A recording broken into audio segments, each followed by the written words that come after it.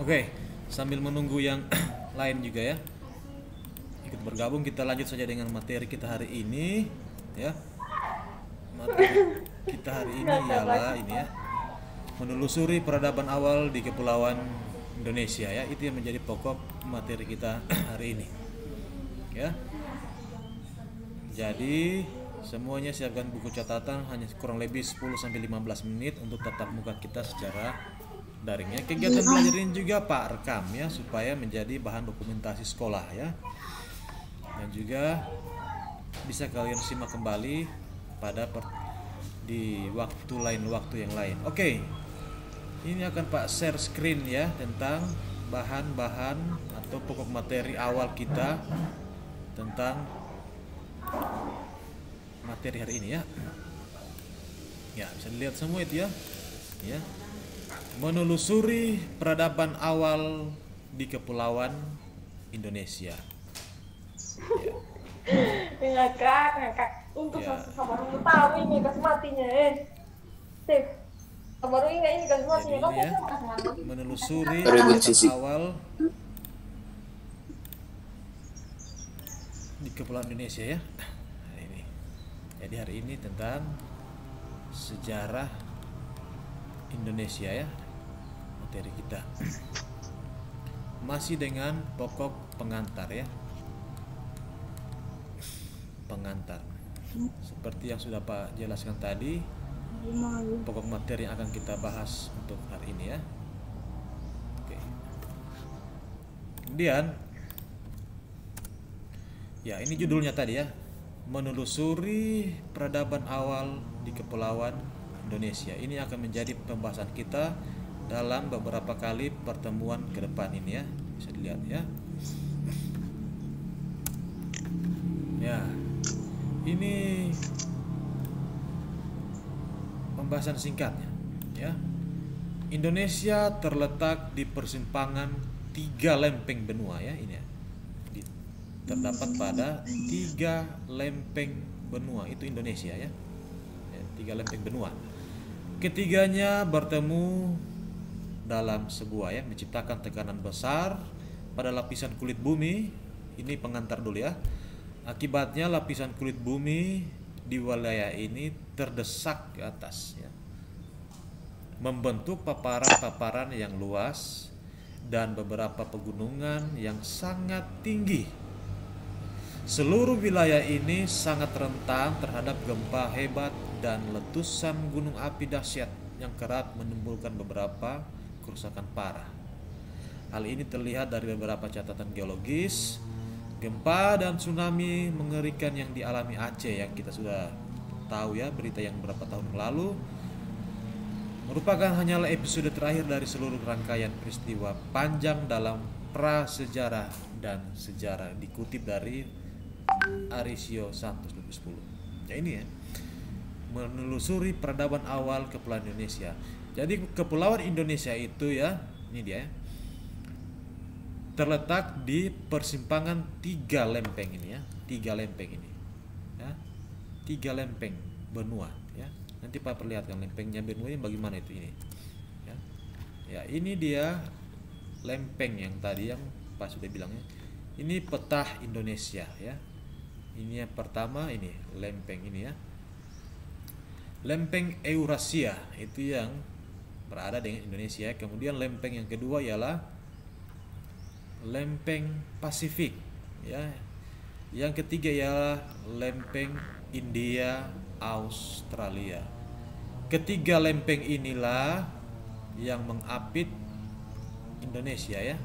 Ini 3 lempeng ini yang Indonesia, sehingga terbentuklah kepulauan-kepulauan kecil Indonesia. Nah, itu sejarah awalnya. Kita lanjut. Untuk tujuan pembelajaran kita hari ini ada 3 ya, yang Pak akan paparkan dan mungkin akan bersambung nanti. Yang pertama ialah melacak asal-usul nenek moyang bangsa Indonesia ya. Kita belajar pelan-pelan. Kemudian yang kedua, mengenali corak kehidupan masyarakat pra-aksara ya. Ini ya, pra-aksara ya. Kemudian menganalisis perkembangan teknologi pada masa pra-aksara. Ya. Yang menjadi pertanyaan di sini mungkin kalian bingung apa itu yang dimaksud dengan ya pra aksara ya. Ini akan kita bahas ya. Apa yang dimaksud dengan pra aksara? Lanjut. Bagian yang pertama, sebelum mengenal tulisan. Itu yang dimaksud dengan pra aksara ya. Pra aksara itu, pra ialah sebelum, ada pra, ada pasca ya. Pra pasca. Sekarang kita belajar tentang pra aksara. Itu ialah huruf ya. Berarti yang dimaksud dengan pra aksara ialah sebelum mengenal huruf ya. Di era modern ini ya, jika kita menengok peralatan dapur masa kini, Pak baca ya, di beberapa daerah pedesaan mungkin masih menemukan peralatan masak yang terbuat dari batu, yaitu sudah dari zaman-zaman sebelumnya sudah dipakai. Mungkin di era sekarang juga masih ada ya. Misalnya alat untuk menghaluskan bumbu masak ya, di Jawa ya disebut dengan cobek ya. Mungkin di daerah lain mempunyai nama yang berbeda-beda. Kalau namanya kita mungkin apa ya? Tumbuh-tumbuh. Jadi meskipun kini kehidupan sudah modern, ternyata masih ada peralatan manusia pada masa pra aksara yang masih bertahan sampai dengan sekarang. Ya, contohnya tadi ya, cobek terbuat dari batu. Bagaimana manusia zaman dulu itu menghaluskan atau memecah makanan, sumber makanan dengan sebuah alat ya. Untuk mengetahui apa, siapa dan bagaimana kehidupan manusia ya, zaman pra aksara kita belajar ya. Kita lanjut. Ada dia, tuh kasih tuh dekat bawah. Ya, kameranya itu, mikrofonnya ya. Jadi ini yang menjadi bahasan kita ya, pra aksara ini ya. Ya, bisa dilihat pada pokok yang berikut ya. Manusia purba tidak mengenal tulisan ya. Dalam kebudayaannya, itu manusia zaman dulu, manusia prasejarah ya, tidak mengenal tulisan ya. Periode kehidupan ini dikenal dengan zaman prasejarah, praaksara ya. Ini tadi yang Pak kita sudah tingkat tadi ya, disebut dengan praaksara ya. Masa praaksara berlangsung sangat lama, jauh melebihi periode kehidupan manusia yang sudah mengenal tulisan ya.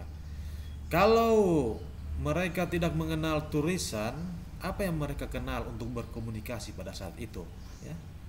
Ini ada contoh gambar di samping ini yang Pak coba masukkan ya. Ini ada gambar ini ya. Ada gambar ini ya. Ini gambar motif-motif tangan, motif-motif simbol-simbol binatang, manusia dan simbol-simbol yang lain yang merupakan sumber salah satu komunikasi manusia zaman pra-aksara atau manusia purba pada saat zaman dahulu itu.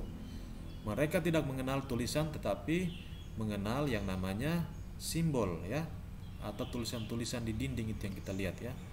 Itu cara mereka berkomunikasi untuk menyatakan sesuatu.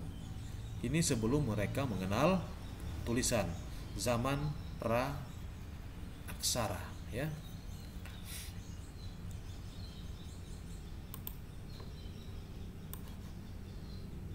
Oleh karena itu, untuk dapat memahami perkembangan kehidupan manusia zaman pra-aksara, kita perlu mengenali tahapan-tahapannya ya.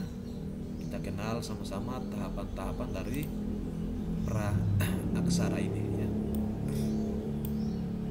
Lanjut. Yang dimaksud dengan zaman pra-aksara ya. Bisa dilihat ini ya, yang dimaksud dengan zaman pra-aksara ya.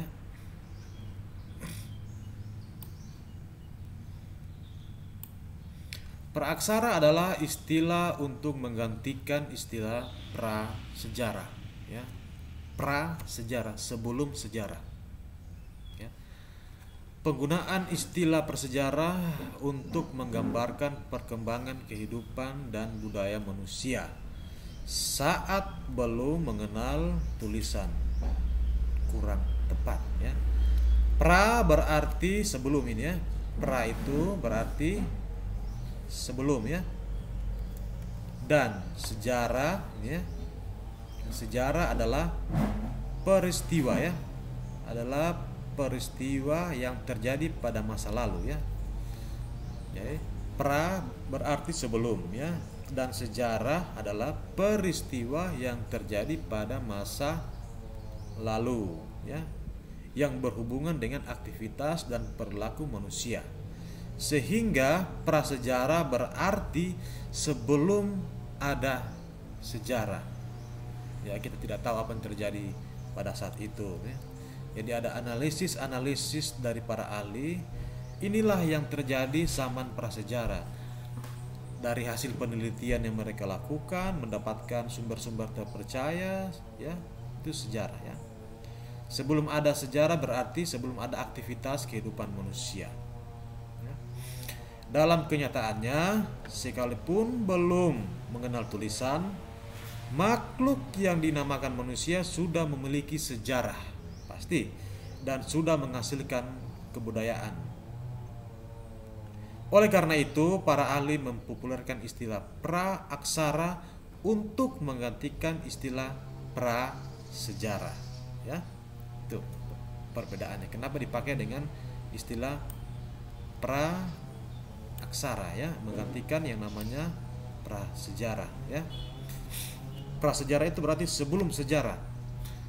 Jadi tidak ditahu apa yang terjadi, sehingga digantilah dengan contohnya tadi itu, contoh kecilnya praksara. Manusia sudah ada tetapi belum mengenal yang namanya tulisan ya. Bagaimana cara mereka berkomunikasi?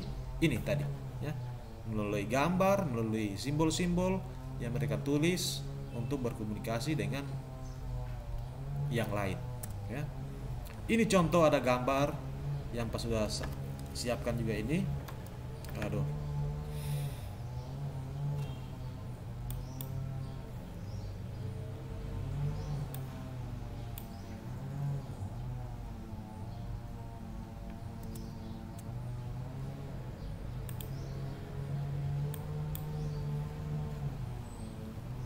ya, ada simbol ini sarkofagus ya, dolmen, waruga dan arca. Masih banyak lagi peninggalan sejarah dari kehidupan manusia yang awal itu ya. Ini waruga ya. Ini contoh-contoh peninggalan manusia zaman sejarah prasejarah ya. Apa fungsinya ini, apa fungsinya dolmen dan lain sebagainya, itu akan kita bahas ya. Ini juga terdapat di Indonesia ya. Indonesia itu sumber sejarahnya juga banyak, prasejarah juga banyak yang terjadi dalam Indonesia ya.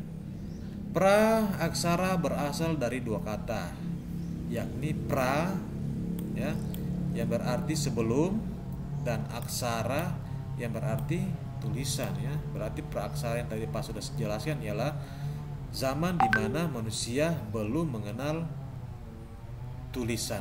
Disebutlah zaman itu ialah zaman pra-aksara. Dengan demikian, zaman pra-aksara adalah masa kehidupan manusia sebelum mengenal tulisan ya.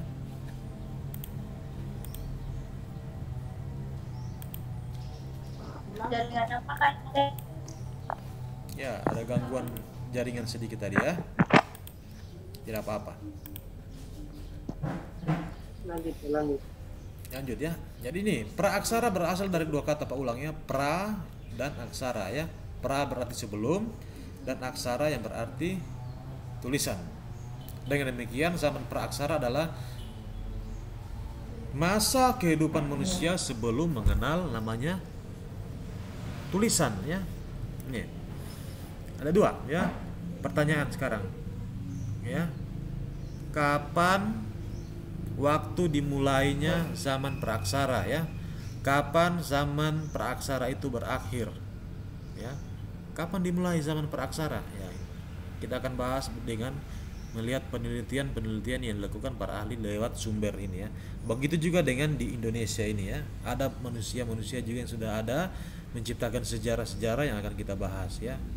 Kemudian kapan zaman praaksara itu berakhir ya? Berarti kalau zaman praaksara sudah berakhir, di situ maksudnya manusia sudah mulai mengenal yang namanya tulisan, ya.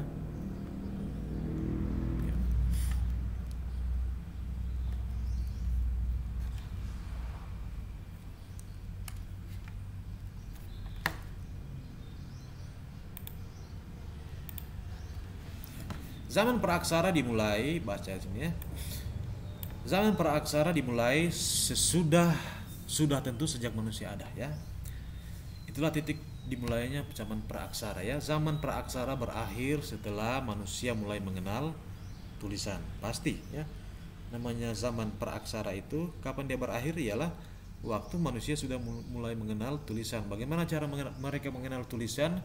Yang pertama tadi melalui simbol-simbol yang mereka tulis, ya. Simbol binatang, simbol hewan, simbol manusia, simbol pohon dan lain sebagainya yang menciptakan komunikasi.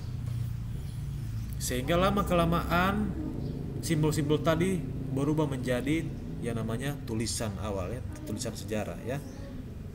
Ya, disitulah zaman ini praaksara mulai berakhir, ialah zaman di mana manusia sudah mulai mengenal tulisan, ya.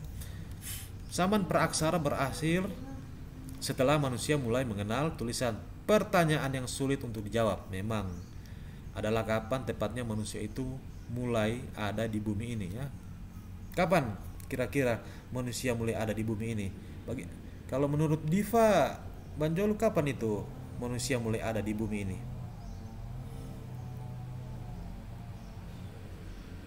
Ya? Kapan manusia mulai ada di bumi ini? Kalau Juliana, menurut Juliana, kapan manusia mulai ada di bumi ini?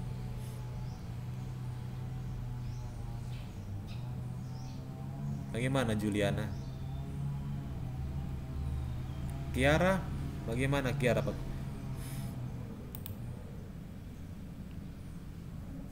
Kapan manusia mulai ada di bumi ini? Nah, itu kalau kita mau jawab juga, ya, ada dua sisi yang berbeda, ya.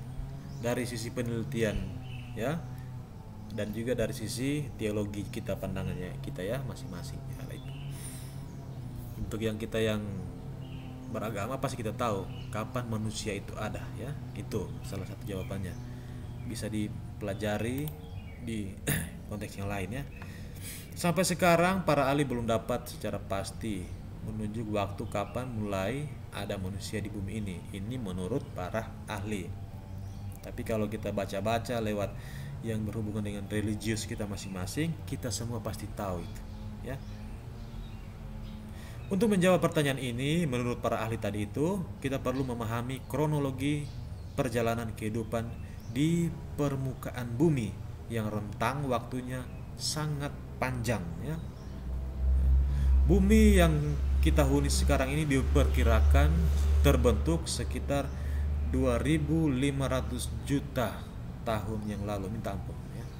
Diperkirakan bumi kita itu terbentuk 2.500 juta tahun yang lalu, ya. 2.500 juta tahun yang lalu, ya. Bagaimana dengan Indonesia? Kapan Indonesia mulai terbentuk? Kapan sejarah-sejarah ini mulai terbentuk, ya? Kapan manusia itu mulai masuk dalam Indonesia? Itu yang menjadi pokok bahasan kita, karena kita belajar tentang sejarah Indonesia sampai dengan pahlawan-pahlawan seterusnya, peradaban sampai dengan sekarang. Dan akan kehidupan yang berikutnya nanti kita akan menciptakan yang namanya sejarah. Ada gambar-gambar di samping ini merupakan gambar contoh saja bagaimana kehidupan manusia zaman-zaman dahulu, ya. Mereka menciptakan api, menciptakan peralatan-peralatan, menciptakan pakaian sendiri yang merupakan akal budi mereka sendiri, ya. Tuh. Dua sisi yang berbeda untuk diartikan, ya. Kemudian lanjut di bagian berikut.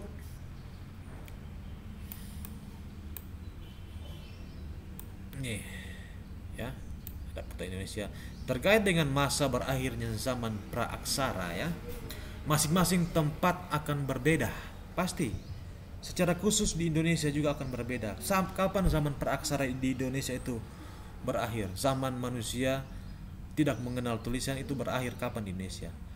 Ya, penduduk di kepulauan Indonesia, ya, baru memasuki masa aksara ya sekitar abad ke-5. Ini menurut penelitian para ahli ya. Jadi Kepulauan Indonesia baru memasuki masa aksara, berarti masa di mana manusia yang ada di Indonesia mulai mengenal tulisan sekitar abad ke-5 Masehi ya. Agak sedikit terlambat ya. Hal ini jauh terlambat bila dibandingkan di tempat lain ya.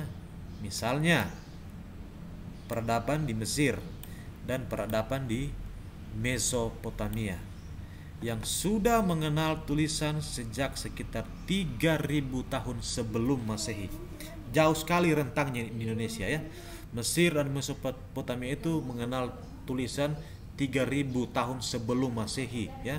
Kalau di catatan ini Indonesia mulai memasuki masa aksara pada abad ke-5 Masehi ya. Ya, peradaban di Mesir inilah di bagian Mesopotamia itu ya yang paling banyak di peradaban manusia. Kita baca juga kalau di secara religius kita masing-masing, kita baca di kitab-kitab kita ya bagaimana manusia itu ada ya, penciptaan manusia dan lain-lain sebagainya ya. Jadi Mesir itu dan sekitarnya dan Mesopotamia itu jauh sebelumnya sudah mengenal namanya tulisan ya, 3000 tahun sebelum Masehi ya. Manusia sudah ada di zaman Mesir, Mesopotamia, mereka sudah mulai mengenal tulisan ya. Berarti mereka juga sudah ada sebelum mengenal tulisan, jauh sebelumnya itu ya, sebelum zaman pra-aksara ya. Zaman sesudah masa aksara berakhir masuk pada tahun ya. Fakta-fakta masa aksara di Kepulauan Indonesia ya dihubungkan dengan temuan prasasti ya, peninggalan kerajaan tua ya, seperti kerajaan Kutai ya di Madura ya, di Muara Karang dan Kalimantan Timur ya. Ini kerajaan-kerajaan ya yang ada di Indonesia. Kapan kerajaan ini masuk ya, ini akan menjadi pembahasan kita. Kita akan masuk dalam pembahasan sejarah Indonesia yang secara inti pada pertemuan yang itu ya. Jadi yang tadi itu ialah pengantar ya, bagaimana zaman pra-aksara dan zaman sesudah mengenal aksara ya, zaman pra-aksara dan zaman prasejarah. Bagaimana di Indonesia, kapan zaman pra-aksara berakhir dan kapan mulainya manusia mulai berada di Indonesia, sampai dengan sejarah-sejarah Indonesia terbentuk ya, dari yang kita ketahui sampai dengan pahlawan sampai dengan hari ini. Itu akan menjadi kita bahas pada pertemuan berikutnya. Jadi materi ini akan berlanjut terus ya.